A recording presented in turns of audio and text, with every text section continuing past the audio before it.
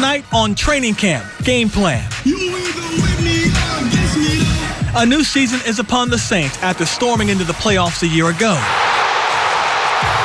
Look, each year is different. When the season ends the way it does, you have a bitter taste in your mouth. We'll look into what challenges the new year brings as we welcome in the newest member of our team, Deuce McAllister.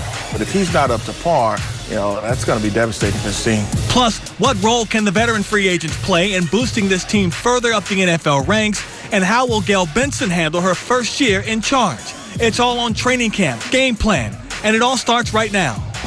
From Fox 8 Sports, this is Training Camp GamePlan. Sponsored by Nissan. Choose Nissan today. Cox Communications. Get right to the good stuff. And your Southern quality Ford dealers. Ford, built to last. It is here. The wait is over. Hope you enjoyed that summer vacation because the Saints are back. Welcome to Training Camp GamePlan with Juan Kincaid. I'm Sean Fazan. Back with a bang and a ton of expectations. Super Bowl or bust, right? First things first, though, training camp is underway on Airline Drive. And as far as first days go, today's was solid.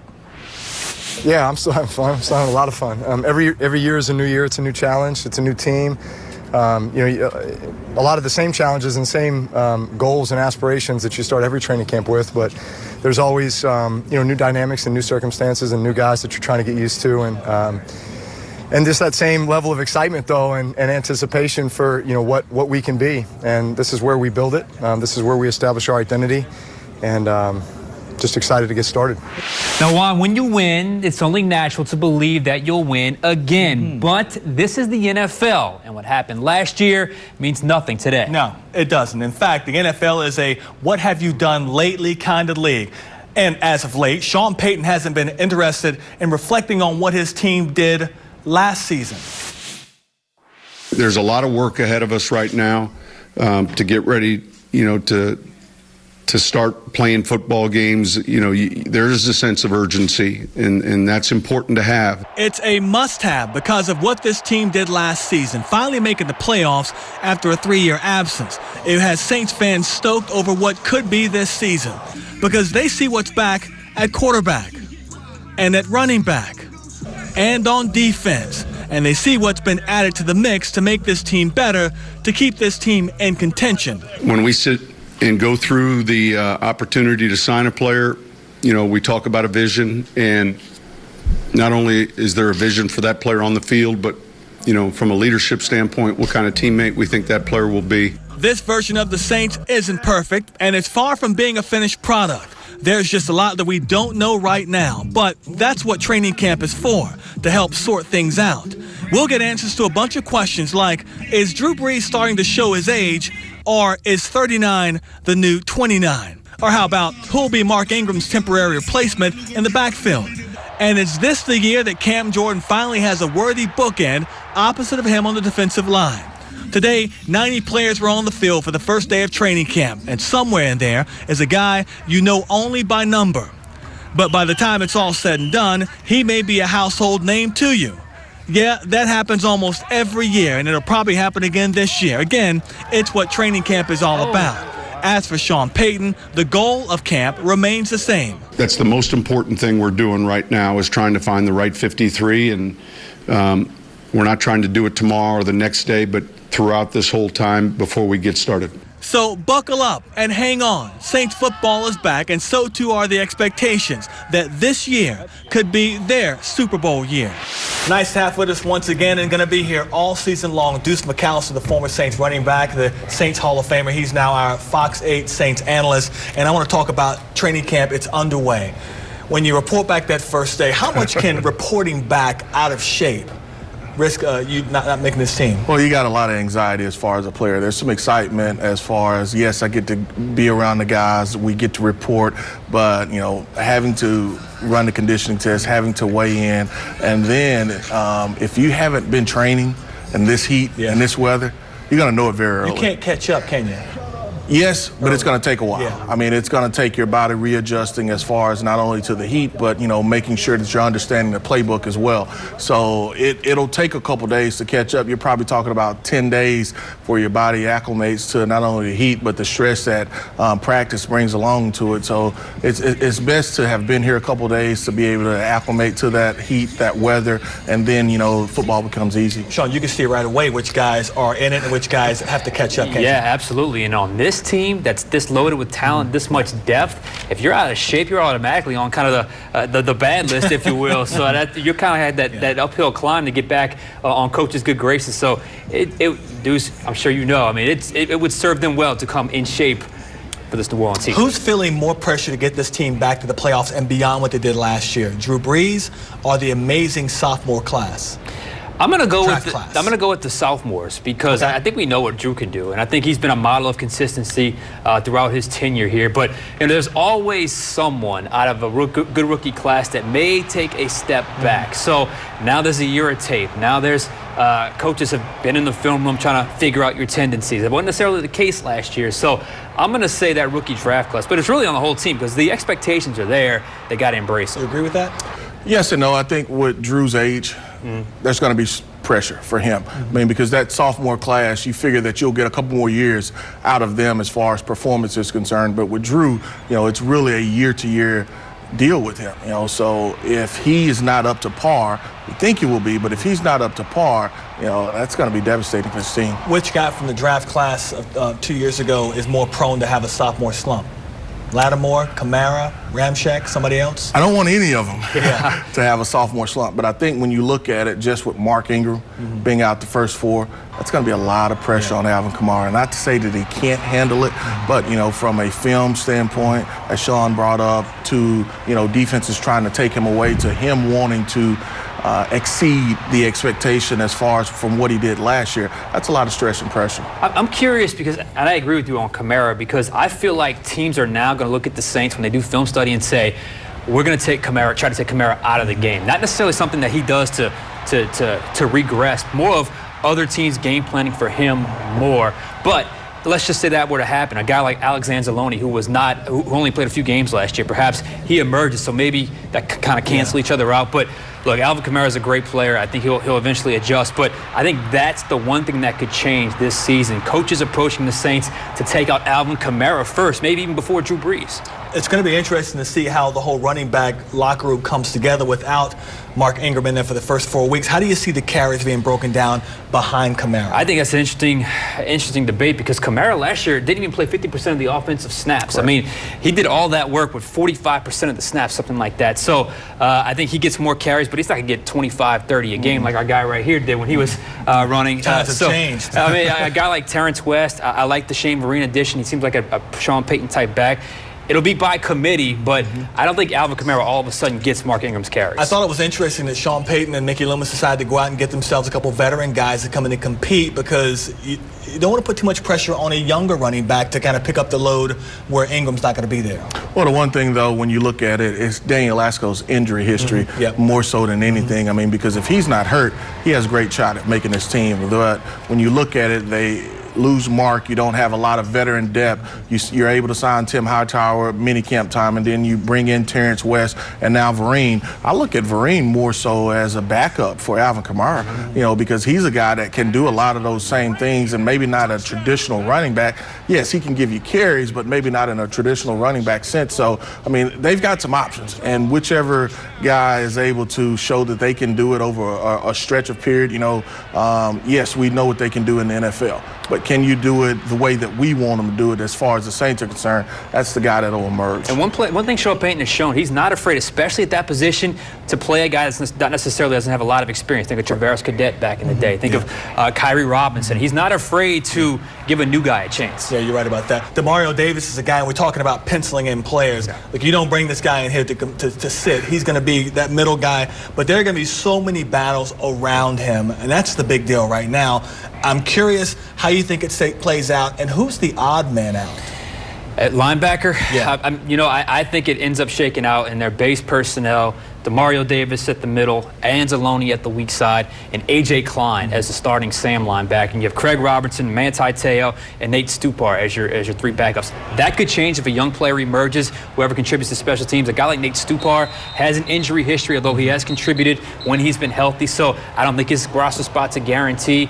Robertson's going into the last year of his deal as well, but he's been very reliable over the last couple of seasons. So linebacker is another position where you kind of want to, there's some fluidity there. I want to see how those kind of the numbers kind of shake out and who plays where. I agree with Sean there. You know, I like his top three as far as starters are concerned. Yeah. They can do so many different things, though, with that group. I mean, because you have so much versatility when you talk about a Robertson. You know, the only player is Manti Te'o that's really not a three-down backer, but when you talk about his ability to be able to come in and be a thumper at that mic, that may help him. It's going to be special teams. That's where, you know, one of those guys is going to have to show up on special teams if he's not getting the snaps as far as the defense is concerned. Super Bowl year or bust. It's like that with Saints fans. You know, back in the day when you were playing, the next year was always a Super Bowl year. Is this team good enough to make that run this year? Qualify for the playoffs.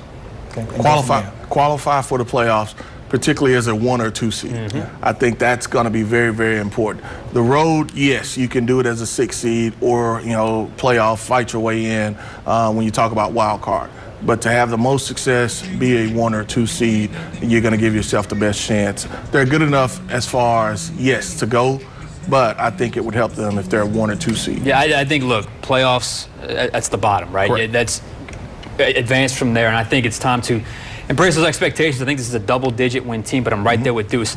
The history has shown to get out of that second round of the playoffs, they need that home field advantage. So the 1 or the 2 seed, I think that's realistic expectations for this team, and I think they're ready to embrace it. Double-digit wins on a schedule that's much more difficult than last season. Deuce McAllister, our Saints analyst all season long. Coming up on Game Plan, more often than not, the Saints defense rose to the challenge last season.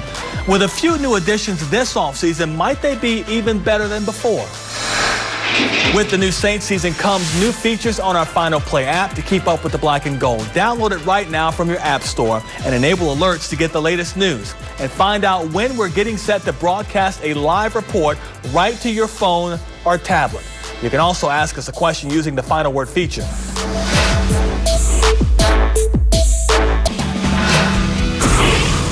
You're watching Training Camp Game Plan, sponsored by Nissan. Choose Nissan today. Cox Communications, get right to the good stuff. And your Southern Quality Ford dealers. Ford, built to last. This will be Sean Payton's 12th year guiding the black and gold, and for every single one of them, his team has been an offensive juggernaut, Sean. That is correct, but oftentimes, Juan, it's the other side of the ball that's been the difference between mediocrity and success. And in 2018, the Saints loaded up on defense once again. Middle of the pack. That was always the defensive thinking with Sean Payton's Saints. That with their high-powered offense, all the Saints needed was a defense that ranked somewhere in the middle of the NFL. There's merit to this thinking. 2017 was the perfect example. The Saints finished 17th in total defense, 15th against the pass, 16th against the run, and 10th in points allowed. While their stats were somewhat mediocre, they made up for it with big plays. Is going to be hit and dropped in the end zone. He fumbled for a touchdown, and it's going to be taken from Stafford on the blitz. Stafford throwing, and it's going to be intercepted. Coming back the other way, Lattimore. He's going to take it to the 5, to the house. The result spoke for itself. An 11-5 season, an NFC South title, and seconds away from an NFC Championship game appearance. This year, perhaps the mantra is to have the best of both worlds. Stay explosive with the big plays, but also consistent enough to become dominant statistically. That's why they drafted Marcus Davenport to improve the pass rush and brought in Demario Davis to help tighten up their run defense. Combine that with the hopeful improvement of Marcus Williams and Marshawn Lattimore and Cam Jordan coming off a career year, and it could be a special season for the unit constantly called the Achilles heel of the Payton era. The improvement in areas we felt like we weren't as strong in a year ago, and then that being said, the competition within the position groups, there'll be a number of guys, competing for jobs and also competing for playing time. All of that, begins to take place here, and there is that sense of urgency because you're getting ready to move into the padded practices and very soon preseason games. The defense also has continuity on the staff. This will be Dennis Allen's third year as the full-time defensive coordinator. And that has obviously made a big difference in their production because less thinking, faster doing, because the messenger's message has remained the same. And it doesn't hurt that many of the guys taking in the message are veterans. The Saints added to the mix this offseason, bringing back a bunch of guys with, as Sean Payton puts it, skins on the wall. And some of those guys have been in black and gold before. Chris Hagan has more. Given how well the Saints' last two draft classes have performed, many of them not just becoming starters, but vital in some cases among the league's best, they can indeed be classified as a young team. That is a good thing. It means that their core should only get better from here, but it also means that they were in need of a few veterans to balance out the roster. Enter Kurt Coleman, Demario Davis, Patrick Robinson, Jermon Bushrod, and Ben Watson, who bring an average of 10 years of NFL experience to the team. I think every time when we sit and go through the opportunity to sign a player, we talk about a vision, and not only is there a vision for that player on the field, but from a leadership standpoint, what kind of teammate we think that player will be. Kurt Coleman, in particular, has always been regarded as a team-first type of player, which was one of several reasons the Saints didn't waste any time signing him as soon as they could. Our coaching staff, who when they're evaluating and advancing a team that we're going to play, they get to see him more than you would somebody outside your division. So it's a guy that Sean in particular was very familiar with and excited about when we had the opportunity to get him. He was a player that we knew well, playing in the division, obviously 3 times last year. But over the years,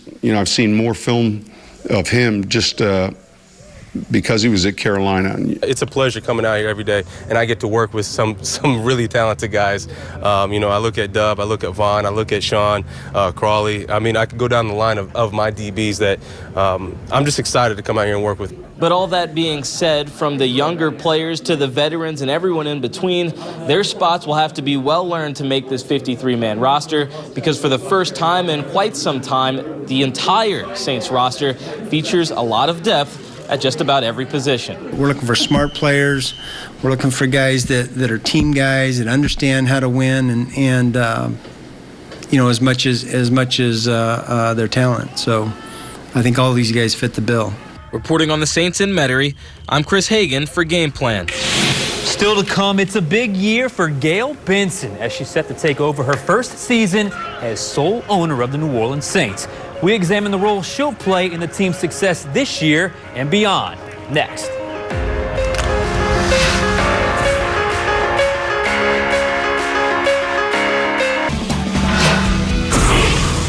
You're watching Training Camp Game Plan, sponsored by Nissan. Choose Nissan today. Cox Communications, get right to the good stuff. And your Southern quality Ford dealers. Ford, built to last.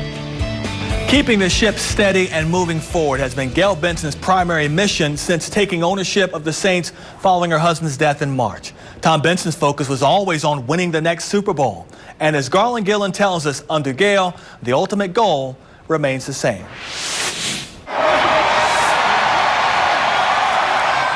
In his 33 years of owning the Saints, Tom Benson's team won a Super Bowl and made 11 playoff appearances. After his passing, his widow, Gayle Benson, is now the sole owner of the Black and Gold.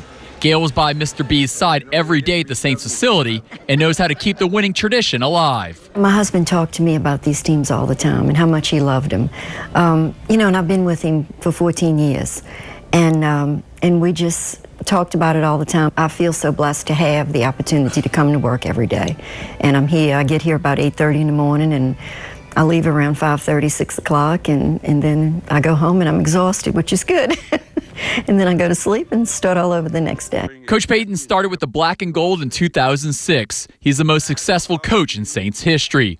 All he's known is Gayle and Tom on Airline Drive. The transition from Tom to Gayle will be smooth going forward in his eyes. By now, we probably would have had a few different sit downs and just chatted. So we'll miss him daily, and yet Miss Gayle and leadership in our building have done a great job of really carrying the torch in a fashion that they know he would be proud of. Mickey Loomis mirrored those thoughts as the GM enters his 18th season with the black and gold. You know, it'd be different for me because I'd spend a lot of time during training camp, probably more time during training camp with Mr. B than any other time. He loved training camp, loved being around the team, and loved seeing the progress and talking about it, for hours sometimes. Mrs. B's been fantastic. You know, we've kind of gone along without missing a beat. The Saints left an open chair for Benson during the NFL draft, and his office here at the Saints facility remains untouched. In Metairie, Garland Gillen, Fox 8 Sports. Coming up, hard to believe, but 2 weeks from today, the Saints will open their preseason play in Jacksonville against Leonard Fournette and the Jaguars. We'll set the scene for the opener next.